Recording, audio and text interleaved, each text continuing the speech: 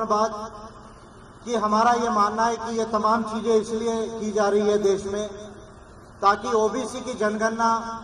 देश के अंदर में ना हो। ओबीसी की जनगणना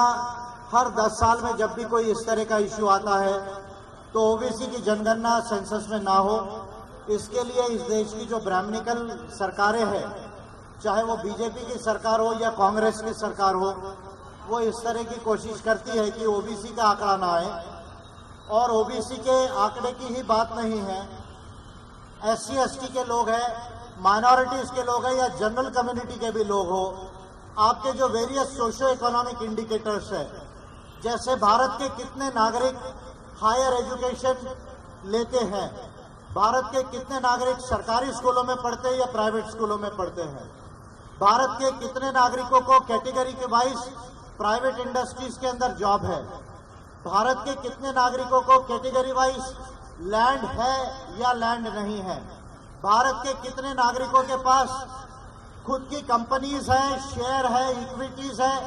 या नॉन फाइनेंशियल इंस्ट्रूमेंट्स है। ये data SC ST OBC minorities और जनरल कम्युनिटीज के वेरियस नागरिकों का डेटा भारत के अंदर में क्लियर ना हो, डेटा क्वालिटी डेटा जिसे हम कहते हैं, वो क्वालिटी डेटा जो है वो इकट्ठा ना हो। यदि क्वालिटी डेटा इकट्ठा नहीं होगा तो पॉलिसी बनाने का, प्लानिंग बनाने का ऑब्लिगेशन सरकारों का समाप्त होता है।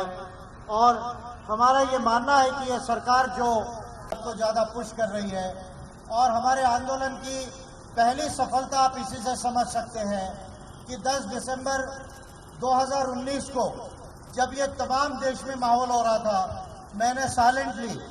देश की सबसे बड़ी लाइब्रेरी जो आज पहले, दूसरे, तीसरे नंबर की मेरी लाइब्रेरी है, ये मैं चैलेंज से कह सकता हूँ, उसमें बैठ के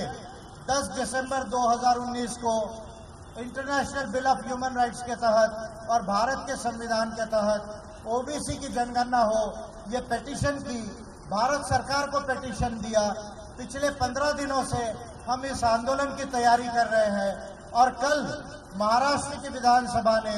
महाराष्ट्र के विधानसभा के अध्यक्ष पटोले जी, नाना पटोले जी ने स्वयं रिजोल्यूशन मूव किया